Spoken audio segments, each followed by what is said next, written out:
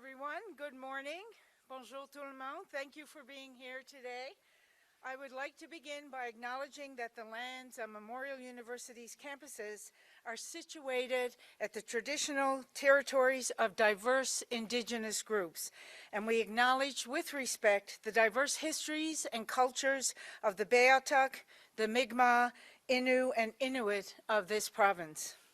My name is Mary Shortall, and I'm proud to be the NDP candidate here in St. John's East.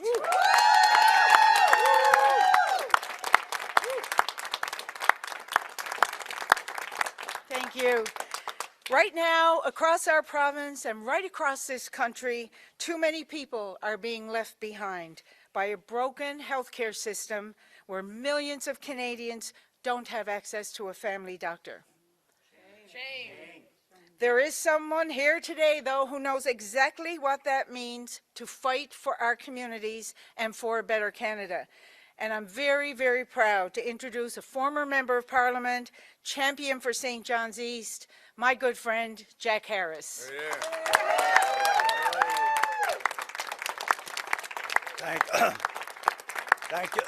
Thank you, Mary, for the very kind introduction. And hello, everybody. It's great to be here with all of you today in this community which knows just how important and how much public health care means to our families and to our future.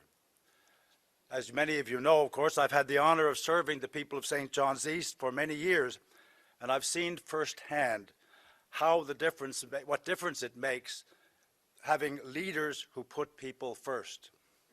Right now, as Mary said, millions of Canadians are struggling to find a family doctor, and I will soon be one of them, along with many others. And the threat of privatization is looming large. We need, right now, the kind of leadership that I was talking about, putting people first more than ever. We need someone who will fight for health care you can count on, for workers, for families, for everyone. And that's exactly the kind of leader that Jagmeet Singh is. It is my great honor to welcome the leader of Canada's New Democrats, Jagmeet Singh.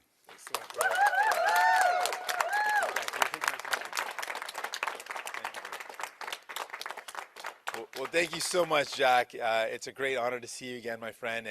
And as Mary said, you are a proven voice in St. John East and Newfoundland and Labrador. People know that when we had Jack Harris here as an elected official, you had someone on your side. You had someone that was going to fight for you, someone that was going to listen to you, someone that was going to do the hard work. And that's what you get with the New Democrats. So if you liked what you had with Jack Harris, then you got to elect Mary Shortall to get that same energy again, someone that's going to fight for you here in St. John East.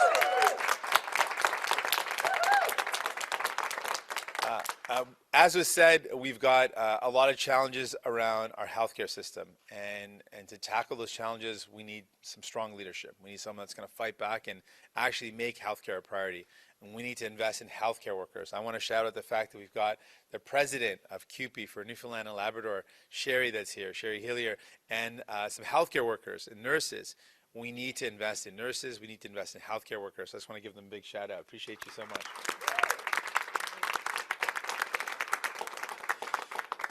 And I want to bring up two folks that are going to talk about what it's like, the challenges that we're up against. The healthcare system is in crisis, as Mary Shortall mentioned. And I want to ask Mary France and Pierre to share their story about how they've experienced healthcare and some of the challenges that they've seen.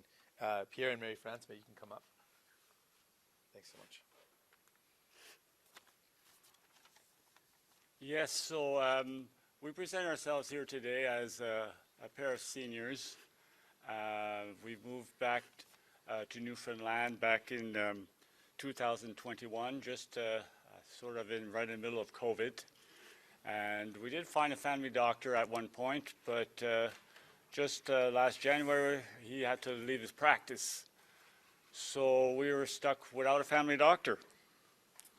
Now, the problem is that many seniors today are all part of the baby boomer generation, not the Z generation, but the baby boomer generation. And they all need follow-up care. We need follow-up. We have medical issues that require some care, some testing, some different things. I've had heart issues, and I've had in the past cancer surgery. My wife has a problem with her neck. It's fairly fragile. She has to be careful. That's why when we were in an accident last week, last Thursday, she felt her neck a little bit off, and she called the 811 system, and they recommended her she should visit a ER because we have to get that checked out to make sure her neck is okay. So we said, well, we'll go to Carbonear. That's not too far away, and it's a smaller hospital, so it shouldn't take us too long to get through the Carbonear Emergency Hospital. So we arrived there last Saturday at about 2:30, and we left the next morning after seeing a doctor at 7 a.m. 17 hours. So just to be able to rest assured that we had some x-rays and that Mary France's neck will be all right, though it'll take a while to settle down with the spasms that she had at the time.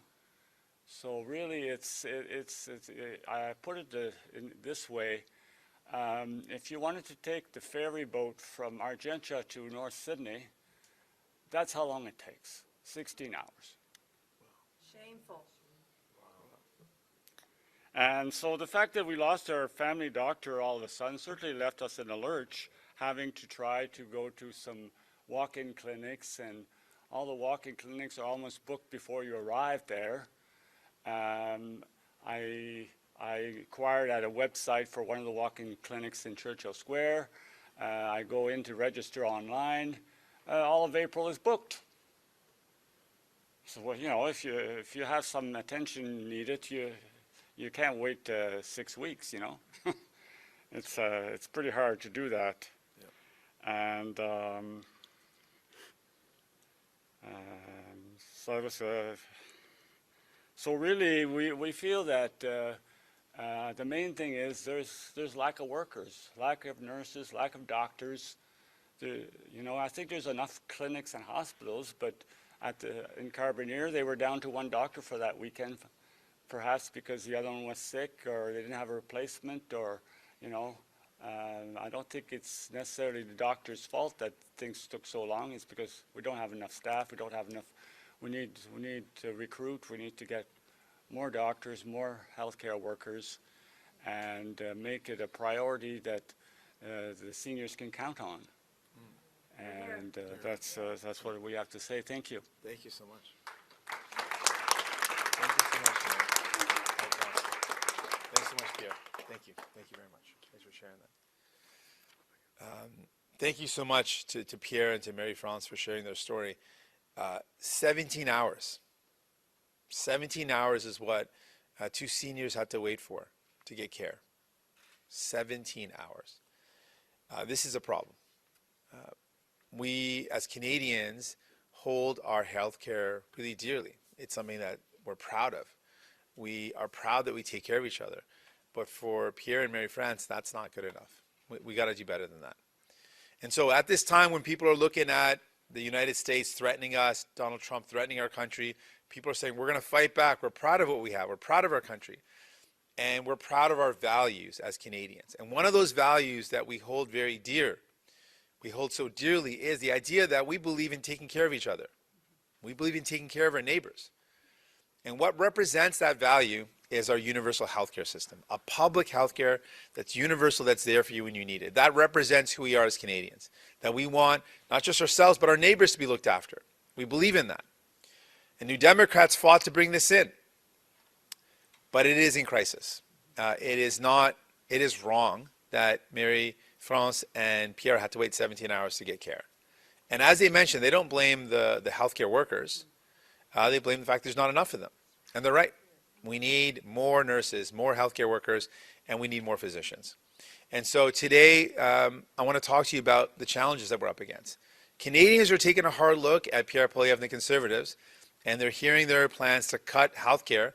And Canadians are saying, you know what, I don't think that's good for this country.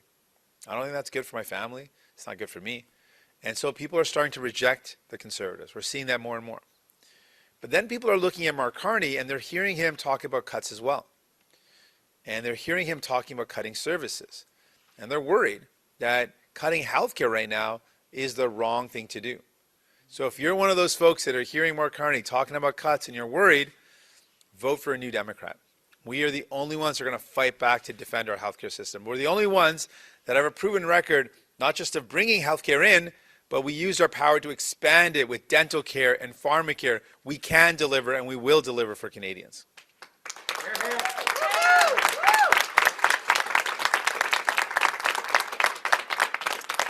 So while we need to invest in all healthcare workers, particularly nurses and healthcare workers in general and frontline care workers, today I want to talk about our plan to increase the number of physicians. I believe that everyone in our country should be able to have a family doctor. I think that is a fundamental thing we need in our healthcare system. Yeah, we need it. We need it. And so to achieve that, here's our plan. First of all, there are thousands and thousands of trained physicians who have gotten international training, whether they're Canadians that were born here or Canadians that came here. There are thousands of folks that have trained across the world, have met the qualifications, and are here in this country, and the only reason why they can't practice, why they can't actually care for patients, is because they haven't been able to find a spot in residency. The fact that there are so many physicians in our country that simply can't see patients because they couldn't find a residency spot is outrageous. So we have to fix that. So my plan is to open up 1,000 more residency spots across this country so we can actually get those physicians to be qualified in our country.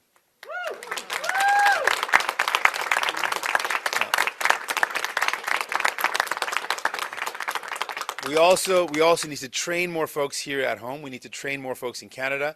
We have to particularly train more physicians in communities that are underserved. And I think about underserved communities, rural communities, remote communities. We need to train people from those communities who will go back and serve their own communities. That's something we've got to do as well. We also need to make sure that we take away some of the burden on physicians. A lot of physicians spend up to a day in administrative work. Instead of seeing a patient, they're doing administrative work, and it totals a day. That's a day of care that we're missing out on. So we want to get rid of that administrative burden for physicians so they can see more patients. That means getting rid of some of the work. One of the things we said is, for example, people shouldn't need to get a doctor's note. If you're sick, we can trust the worker to be sick, and they don't need to clog up the emergency room or clog up the doctor's office by having to get a doctor's note. And then finally, to incentivize provinces to do this, to encourage and incentivize, we're going to offer a 1% increase in healthcare transfer for provinces that sign on to this idea, sign on to this plan of increasing family physicians in that province. Yes.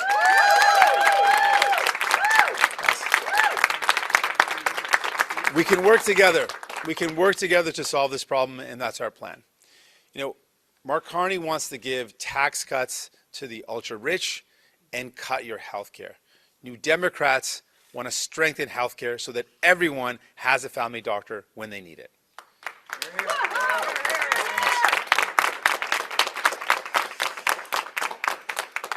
Donc, je veux remercier d'abord Mary Shortall et Pierre pour partager leur histoire.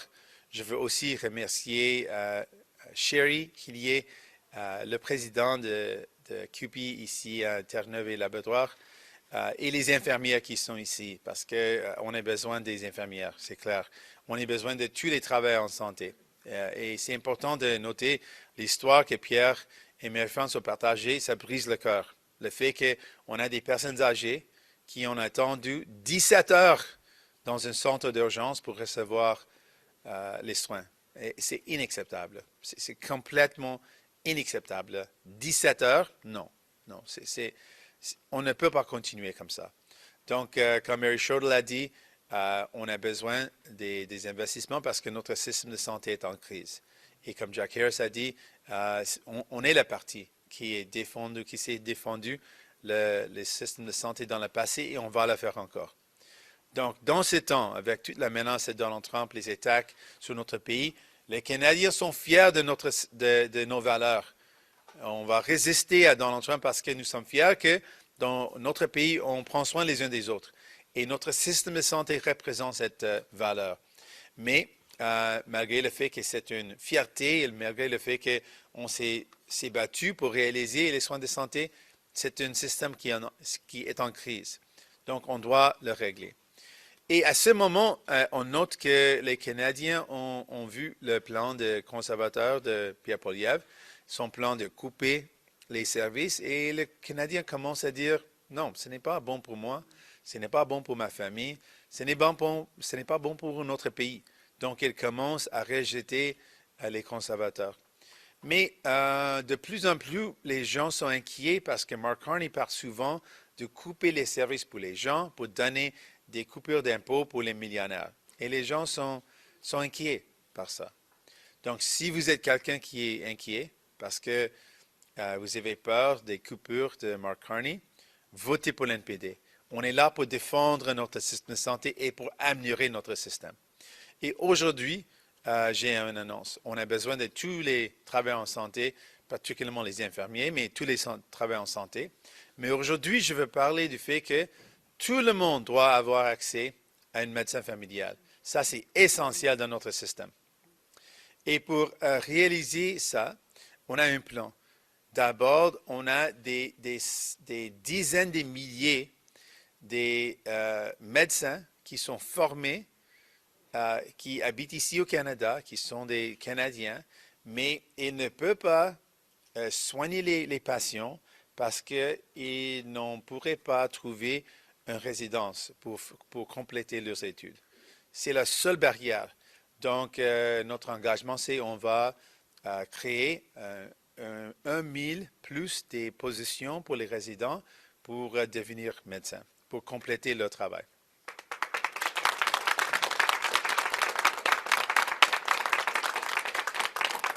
En plus, on doit aussi former plus de gens dans notre pays. Et dans cette formation, on va favoriser les gens qui habitent dans les communautés qui ont moins de médecins, moins d'accès aux santé. Je pense des communautés rurales, des communautés dans le nord, les communautés qui ont moins d'accès. On doit aussi éliminer la bureaucratie dans la vie des médecins. Souvent, on a des médecins qui travaillent un jour au moins pour faire le travail bureaucratique au lieu de soigner les patients. Donc, on doit changer ça. Et pour encourager les provinces de travailler ensemble avec ce plan, on va donner 1% plus des transferts pour les provinces qui sont d'accord avec ce plan d'augmenter les nombres des médecins familiales. Ça, c'est un plan, oui, qui va fonctionner.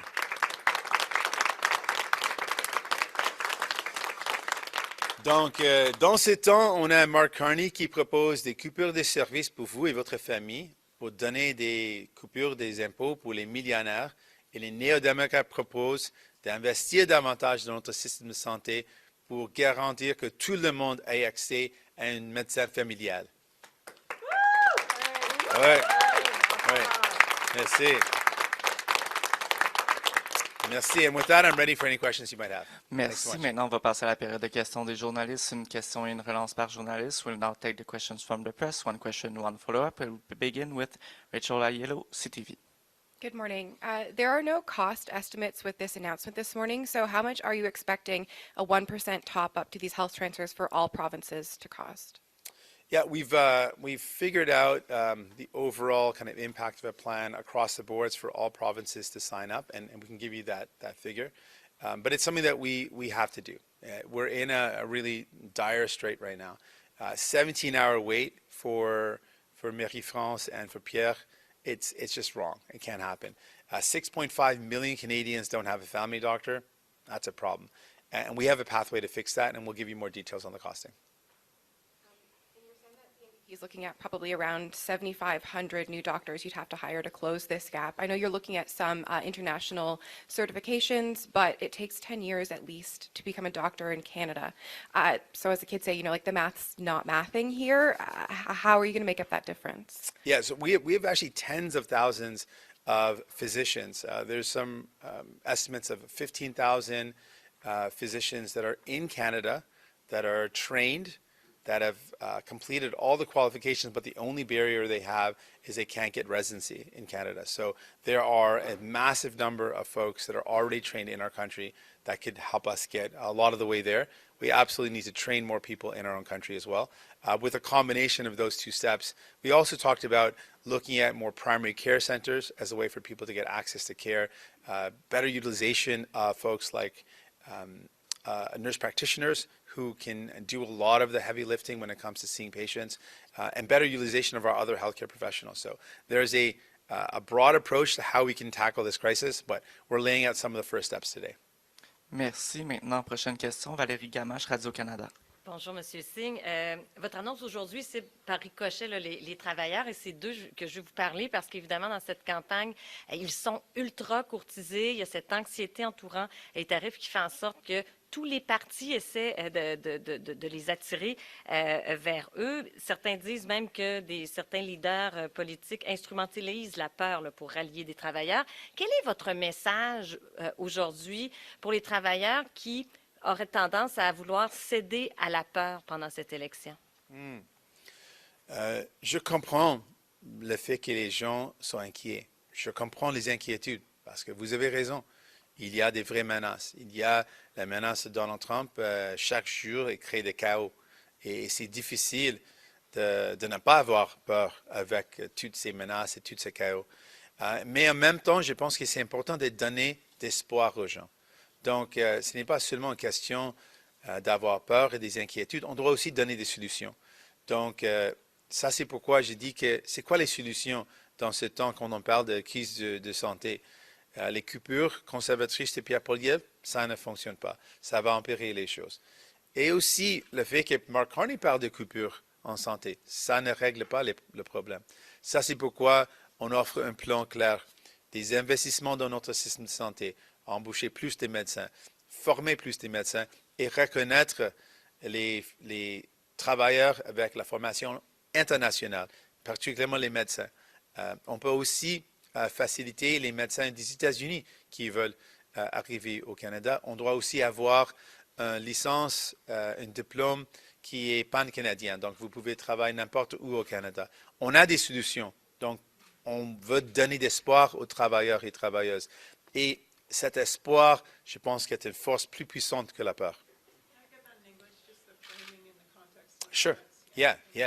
There are a lot of people that are afraid. And I understand that. There's a lot of reason to be afraid and worried right now.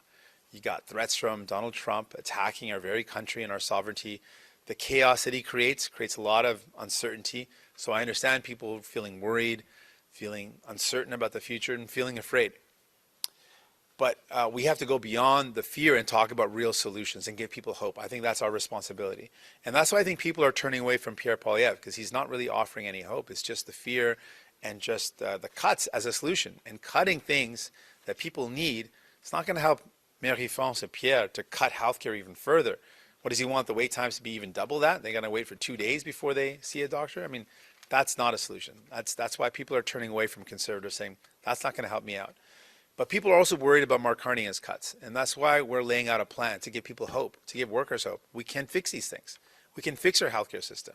We've got thousands and thousands of internationally trained physicians in our country that aren't seeing patients because of a barrier. Let's lift that barrier. And that's what we're talking about today. How we can get those physicians taking care of patients, how we can fix our healthcare. In the face of all this uncertainty, we want to give people hope.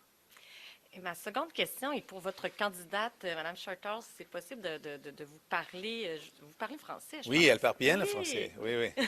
C'est possible de. Je veux vous entendre sur ce que vous entendez sur le terrain, justement, des travailleurs, autant des travailleurs de la santé que d'autres milieux ici à Saint-Jean.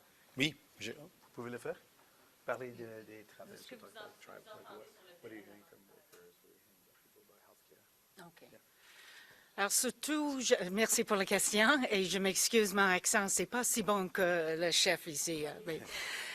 Mais j'ai entendu, je suis frappée sur les portes maintenant pour presque 22 mois et j'entends dans presque chaque porte qui soit inquiète de ne pas avoir un docteur, de ne pas avoir l'accès de système de santé.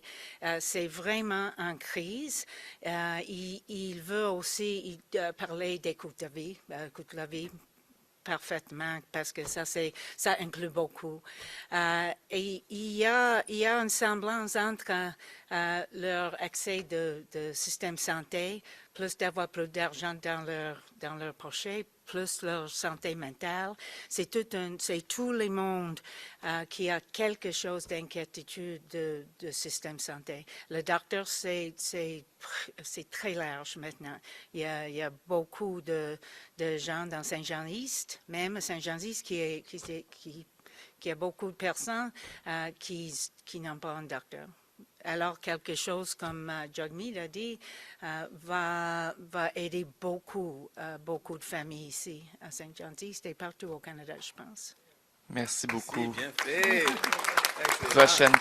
Prochaine question, Patrick Butler, Radio-Canada. Bonjour, M. Singh. Bienvenue à Saint-Jean-Terre-Neuve. Hey, bonjour. J'ai une question spécifique par rapport à notre région. Dans les provinces de l'Atlantique, quelles sont les chances, selon vous, que le NPD ne gagne dans aucune circonscription dans la région? Zéro. Parce qu'on a des candidates incroyables. Vous avez entendu Mary Shortall. Elle est notre présidente du parti. Elle est quelqu'un qui s'est battu pour les travailleurs et travailleuses, comme l'ancienne présidente de la Fédération des travailleurs de Terre-Neuve et Labrador. Donc, elle a représenté les travailleurs. Elle sait comment se battre pour les gens. Et à ce moment, quand on parle avec les gens à Saint-Jean-East, ils rappellent de la différence entre leur réalité avec un député néo-démocrate comme Jack Harris et maintenant sans avoir un député néo-démocrate. Et les néo-démocrates manquent aux gens.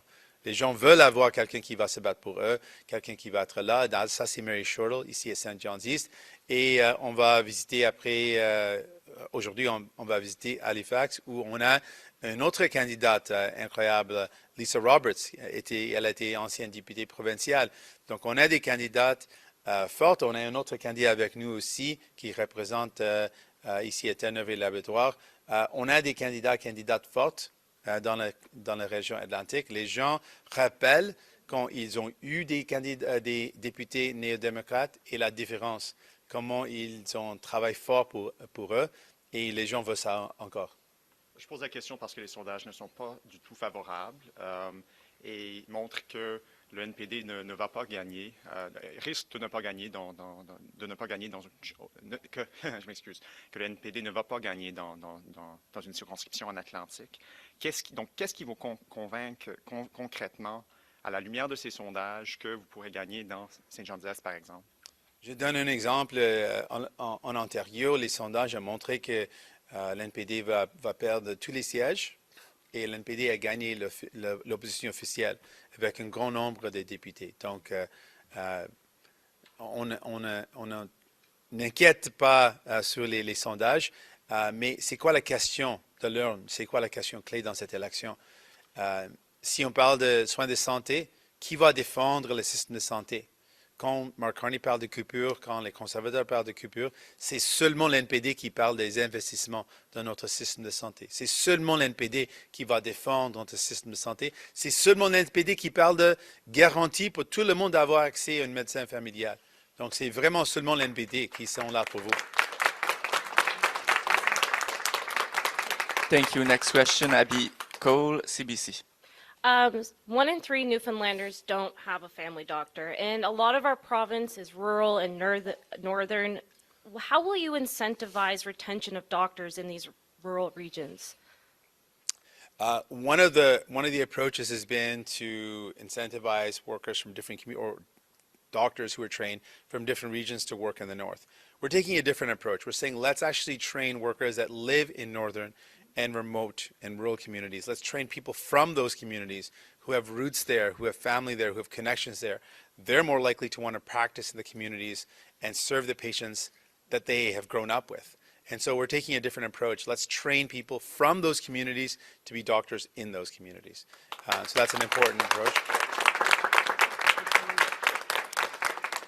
And we also are incentivizing, in general, the increase of family doctors with the plan that I laid out. These are concrete steps, increasing the number of residents by more than 1,000, by getting rid of the bureaucracy that a lot of physicians have to deal with so they can free up time to see more patients. Having a license which is across the country, pan-Canadian, so there's more flexibility and people can move around. These are all solutions, and giving the 1% top-up for provinces that agree with this plan. These are ways to work together to solve this problem, and I'm confident we can do it if we make it a priority. And for New Democrats, it is a priority.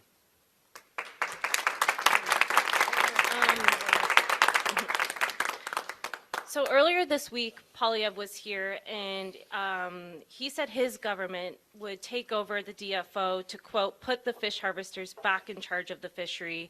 There was a fishers protest when Carney was here. So what is your party's vision for the future of the fishery here in Newfoundland? Well, I want to see fisheries that focus on small local fishermen and fishers. I don't believe that the emphasis should be on the massive commercial fleets. The emphasis should be on local fishermen. That's our approach. It's long been our approach. We're the party that's always supported small and medium-sized businesses. We want to support local communities, and that's the way forward. I think working with those who are most impacted and helping the community that actually will most benefit from it. And that focus, worker focus on the people, that's what New Democrats bring to the table. We've seen what Harper did. Harper was no friend to Newfoundland and Labrador. He was no friend to the fishermen in this community. He was no friend to the fisheries. And the Liberals have let you down. And so I think send a New Democrat to fight for you. Someone's going to be your voice. That's going to raise the concerns that you're up against. Oui, ma vision pour la pêcherie dans la région, c'est de favoriser les pêcheurs locaux, de favoriser les communautés, pas des grands pêcheurs commerciaux, mais des pêcheurs locaux. Ça, c'est la différence de notre approche. Vous avez déjà vécu la réalité sur les conservateurs de Stephen Harper. Ce n'est pas votre ami. Et on sait que les libéraux, on laisse tomber les travailleurs dans ce cas. Donc, c'est vraiment l'NPD qui sont votre allié. Donc, si vous voulez quelqu'un qui va se battre pour vous, qui va être votre voix à Ottawa, c'est Mary Shortall. Ici, dans la communauté, c'est les néo-démocrates dans ce comté. Merci. Next question, Janice McGregor, CBC. Good morning. 2 years ago, we had a First Minister's meeting focused on healthcare. The federal government put a big pot of money on the table. We had a series of agreements roll out in jurisdictions across Canada that were supposed to be fixing primary care and mental health services. So same strategy as you're talking about here. Put a big pot of, an incentive, a big money incentive, commit to it, and require those receiving that money to make the investments in primary care. What's the difference between what you're proposing and what supposedly happened 2 years ago? And why do you think what you're proposing would work in a way that what played out 2 years ago clearly hasn't met the needs of everyone? Yeah, there's a big difference. When we actually looked at that plan, when we looked at the conditions, I want folks to remember, there were actually no conditions. There were actually no requirements. The conditions were around data and other very minor issues. There was no requirement to end privatization. There was no requirement that any public dollar go towards public care, not private care. There was actually very little in terms of conditions. So it was blank checks without actually any guarantee. And then we've got provinces that are privatizing and no enforcement of the Canada Health Act. There's massive differences. The Liberals are all kind of show about this, but they didn't back it up by saying, let's enforce the Canada Health Act. Let's make sure you cannot be giving public money to private care, that you can't be cutting services. There was none of that. That was in the negotiations between provinces. There were very little conditions, and they could have negotiated conditions. They could have said, we're not going to give money unless it all goes towards care. We're not going to give money if it ends up in the pockets of a CEO or a for-profit healthcare facility. None of that was done. And we raised those concerns at that time. We said, this is not good enough. There's no conditions here. There's no requirement for this to actually go towards care. And that's a problem with the Liberal approach. And then furthermore, what we're laying out is a pathway towards hiring more physicians to directly address the problem. That was kind of a generalized, here's some money without any conditions. We're talking about the specific problem that we're up against, which we hear from everybody. We heard from Pierre and Mary Shortall. which is a lack of healthcare workers. We need more nurses, we need more healthcare workers, and we need more physicians, and we're giving a plan to address one piece of that.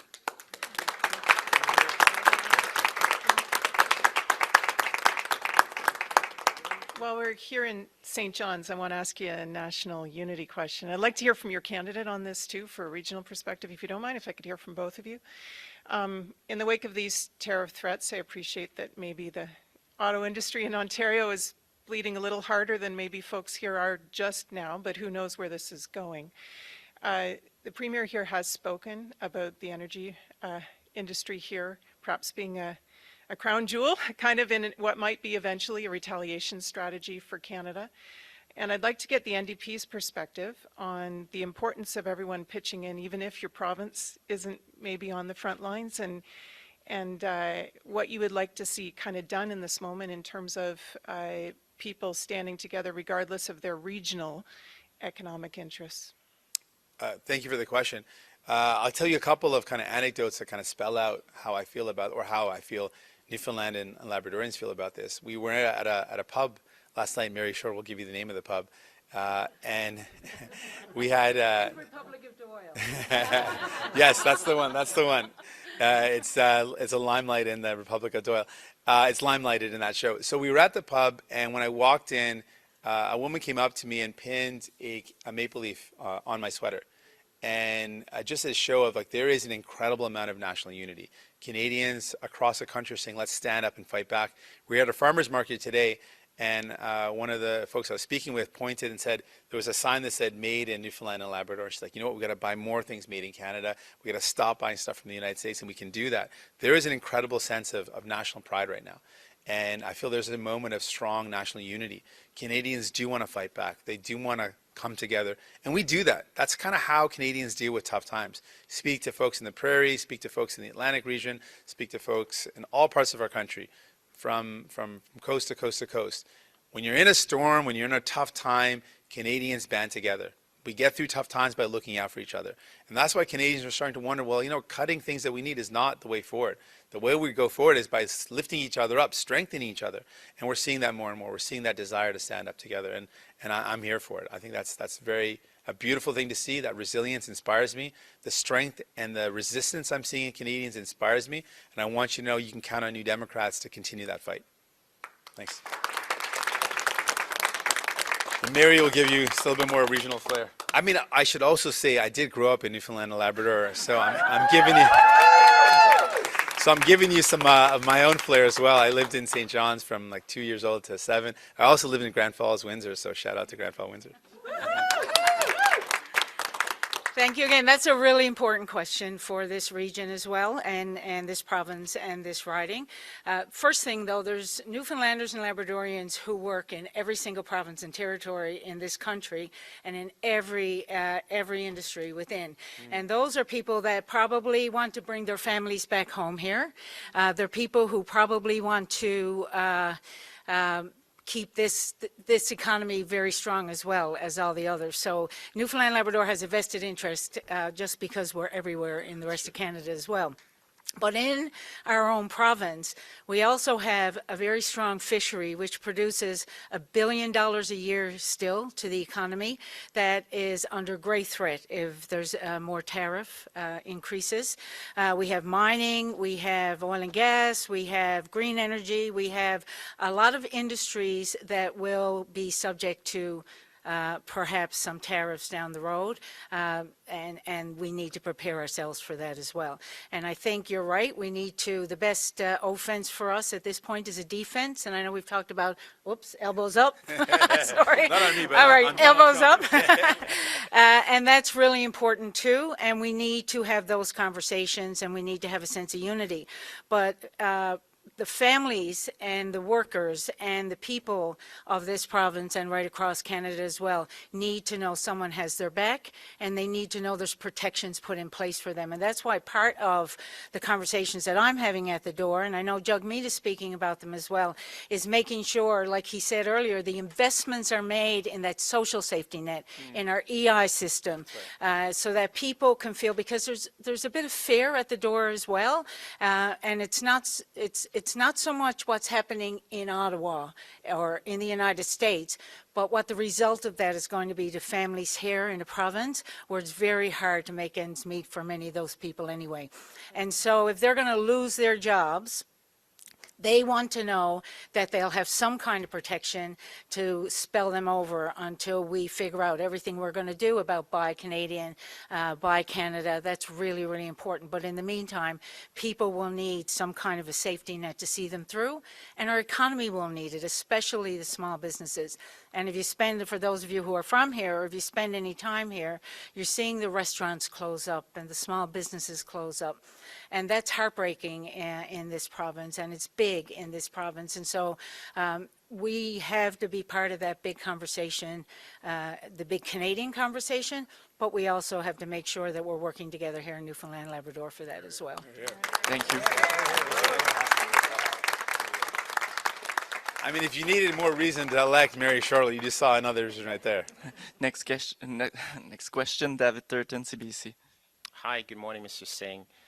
The headline that some of us might write after this announcement is that the NDP is promising to give every Canadian a family doctor by 2030.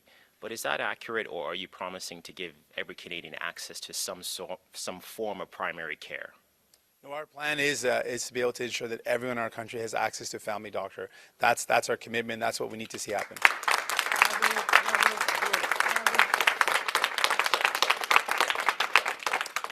We also want to supplement that by additional access to care, including primary care centers, but everyone needs a family doctor, no doubt. Okay. You've made this promise as recently as in February at a conference, and you received some criticism from Ivy Bourgeot.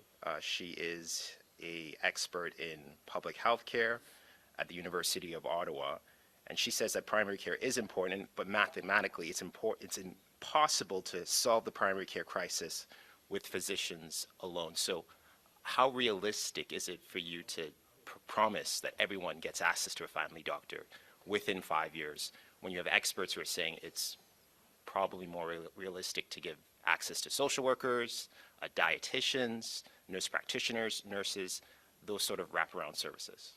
I think we need to do both. I don't think it's an either or. I think absolutely people, I worked in a community health center when I was in Windsor, and I saw the benefits of that type of model where people would go into a clinic and there was a physician there. They had access to a physician, but they also had access to a registered or a nurse practitioner. They had access to registered nurses as well. Dietitians, social workers. I've seen that program. It works very well, and we need that. And so part of our plan is to have more primary care centers with that full kind of wraparound service where people can get all that care. It's fundamental. I think it's a big part of our healthcare system transformation. We need to be able to get people access to that type of care as well. But people do need a family doctor. Mary France and Pierre laid out, for follow-up care for a lot of seniors, for ongoing care, and for a lot of prevention. A lot of folks could prevent illnesses by having regular checkups with their family doctor. For a lot of folks, that could save a visit to the emergency room, just having access to a family doctor. They wouldn't need to go to an emergency room. For a lot of people, they wouldn't need to go to a walk-in clinic. I mean, a lot of the problems are people don't have that regular access to a physician. So I believe we can achieve this. We've laid out a plan, but our plan also includes looking at the fact that a multidisciplinary approach is important, it does work, and it is fundamental as well. Thank you very much. Next. Maura Forrest, Canadian Press. Thank you. Given that healthcare is a provincial responsibility and your plan depends on incentivizing the provinces and having them buy in, how can you make a guarantee that every Canadian will have a family doctor in 2030? Well, I think that the need is so clear. Every province you go to, there's a healthcare crisis. We're seeing more and more that the situation is getting worse. So instead of having just a kind of a punishment model or just a stick, having a carrot, having an incentive, having an encouragement, saying, hey, we can do this together. Here's a commitment for more money, and here's a pathway to train more and to recognize more healthcare workers. I don't see a province that wouldn't want to increase the number of physicians in their province. I don't see a province that would say no to additional funding to achieve that goal. I think this is something that all Canadians can get behind. Everyone agrees we need more healthcare workers, and here's a real way to achieve that. And I think earlier in French you mentioned the ballot box question. I think a lot of Canadians would say their main concern right now is what's happening south of the border. Do you not think that Trump is the ballot box question in this election? Well, I think it is absolutely a big part of it, the threat of Donald Trump, the threat to our country. But it's a question of when people say, yeah, we want to fight back, we're worried about the threat of Donald Trump, what are we defending? And what is it that we're actually trying to protect? And when we talk about that, when we dig a bit deeper with Canadians, say, yeah, what is it we're trying to protect? People want to protect our values. They want to protect the fact that we take care of each other. And what represents that to Canadians, the thing that Canadians are most proud of when they talk about how we take care of each other, is healthcare. So if you're worried about the attacks on our country, you're worried about Donald Trump, and you're worried about defending what it means to be Canadian, then you start thinking about healthcare. And when it comes to healthcare, we've heard from Pierre Poilievre cuts, and we've heard from Mark Carney cuts to give tax giveaways to millionaires. And we are the only party that you can trust that's going to defend healthcare. No matter what happens in the South, no matter what threats come to our country, we will always defend our public universal healthcare system.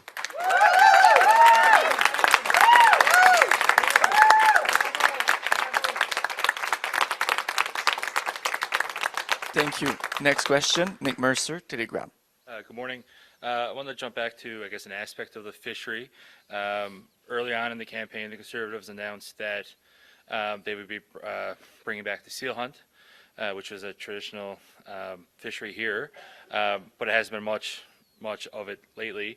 But I want to get your thoughts on where do you stand on such a harvest, I guess? In general, my approach to Newfoundland and Labrador and fisheries is, I'm really concerned about the historic approach, which has favored large commercial fleets and has ignored local fishermen. And that, to me, is a major concern. And so I want to really focus in on how we can support local fishermen. For folks that are really worried about seasonal jobs already being difficult and potential tariffs making it even harder for workers, we are really focused on and making sure we've got an employment insurance that covers you when you need it. Right now, the employment insurance is inadequate. One of the first things I said when we saw the threat of these tariffs is that we've got to have protections for workers so they can pay their bills. For a lot of workers, they spend their entire salary on paying their rent or mortgage, buying their groceries, paying their bills, and EI doesn't cover half of most workers' salaries. Not covering half of a salary means that those workers aren't going to be able to get by. And so that's a big focus of mine. So supporting local fishermen and local fisheries, as well as supporting workers so if they're faced with job losses, those are my priorities. I guess building off that a little bit, you mentioned training doctors to sort of go back to their hometowns and provide healthcare there. I spoke with, I guess, a student earlier this week from a town near St. Anthony who has 15 students. So I guess what I want to ask is, what sort of plan do you have to ensure that communities like that are continue to thrive outside of healthcare? What else are you looking at sort of helping them with? Well, I think there's a lot of ways to support communities. One of the other things we talk about is how do we build Canadian and buy Canadian? So when we're building up our economy in the face of all the threats that we have, we've got to really double down on building more resilient communities. And the way we do that is by building the infrastructure that those smaller communities need, by building homes in communities so people can actually have a place to live. And when we build these things, let's use Canadian materials to build that, Canadian steel, Canadian aluminum, Canadian lumber, and use Canadian workers. Let's build a more vibrant economy where we're more resilient, where we invest in our own country and build up our country. Thank you very much. Next question, Zach Power, VOCM. Mr. Singh, Newfoundland MHA Jerry Burns said that the province cannot and will not participate in a free trade agreement because of what he called a barbed wire chain link gate Marine Atlantic. What are your plans for that? Sorry, say that again? Minister Jerry Burns said that Newfoundland and Labrador cannot participate in a free trade agreement because of Marine Atlantic, some of the fees and the structure behind that. What are your plans? Marine Atlantic? Yes. The provincial ferry system between Newfoundland and Labrador and Nova Scotia.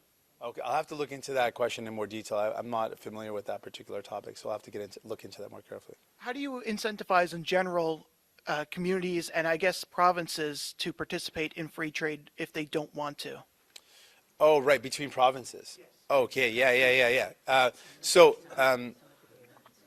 So when it comes to how we trade in our country, there's a couple of things we've got to look at. One is that there's some barriers that we might be able to remove so we can actually have better flow of goods between provinces. But there are some protections in place that are very important. There's protections in place where if we have an opportunity to build something in Newfoundland and Labrador, we want folks in Newfoundland and Labrador to have those jobs. Those protections are important. They create good opportunities for local workers to get work. And so there's certain things that are protections in place that I think make sense. We want to incentivize local workers to get local jobs. And so some of the protections are things that we should not remove. We want to incentivize if a project's being built in Newfoundland and Labrador, we want to create jobs for young people here in Newfoundland and Labrador. So those are some of the things that I don't think we should be tearing down. But there are some barriers that I think we could lift that would actually make it easier for us to sell and buy goods across the country. Thank you. Last question. Julia Israel, CBC. Thank you.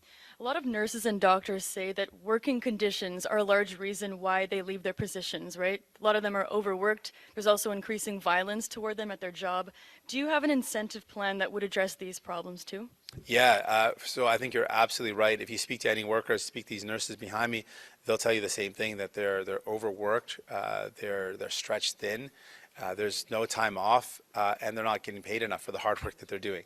And so I think a big part of how we tackle the healthcare problem, folks have talked about this, healthcare workers, nurses have mentioned this, we need to respect those workers, we need to retain those workers, and then we need to recruit more.